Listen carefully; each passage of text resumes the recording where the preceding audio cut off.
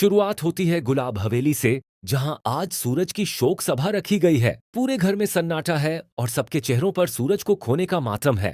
तभी वहां ईशा आती है। ईशा की हालत ऐसी है जैसे उसके शरीर में जान ही ना बची हो। वो धीरे धीरे संगीत सूरज की तस्वीर के पास जाती है और घुटनों के बल बैठ जाती है। ईशा रोते हुए कहती है, संगीत, मुझे माफ कर दो सूरज, मेरी वजह से हुआ है यह सब।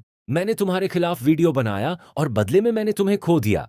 मैं अपने आप को कभी माफ नहीं कर पाऊंगी सूरज। ईशा का यह हाल देखकर ताई माँ उसे संभालती है और कहती हैं, नहीं ईशा, इसमें तुम्हारी कोई गलती नहीं है बेटी, सब गलती मेरी है। लेकिन दोस्तों, इस पूरे मातम के बीच हवेली में सिर्फ एक ही इंसान है जिसके चेहरे पर कोई आंसू नहीं है, और वह है सूरज के पापा अरविंद जी। जब सब लोग बहुत ज्यादा रोने लगते हैं, तो सूरज के प्लान के मुताबिक अरविंद जी सबसे संगीत कहते हैं, बस अब कोई नहीं रोएगा। मेरा सूरज कभी नहीं चाहता था कि हम उसे इस तरह रोते हुए याद करें।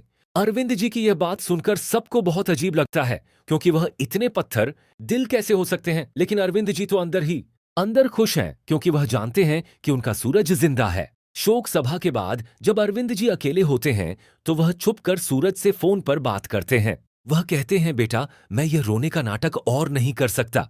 तू बस अब सबके सामने आ जा, सब तुझे बहुत मिस कर रहे हैं। खासकर ईशा, आज सभा में उसके आंसू नहीं रुक रहे थे। तू जल्दी से पूरी सच्चाई पता कर। इस पर सूरज कहता है, पापा, मुझे ये तो पता चल गया है कि ईशा जी आज भी सिर्फ मुझे ही चाहती हैं और आकाश के साथ वह किसी बहुत बड़ी मजबूरी में रह रही हैं। लेकिन मैं उनके मुंह से सुनना चाहता हूं कि आखिर वो 1 साल पहले मुझे छोड़कर क्यों गई, और इसके लिए मैंने एक प्लान बनाया है। अगले दिन सूरज के प्लान के मुताबिक अरविंद जी ईशा को हवेली बुलाते हैं और कहते हैं, बेटा, मेरे बेटे की आत्मा की शांति के लिए मैं चाहता हूं कि तुम एक बार उसी गार्डन में जाओ जहां तुम और सूरज हमेशा मिला करते थे। यह एक पिता की अपने बेटे के लिए आखिरी ख्वाहिश है।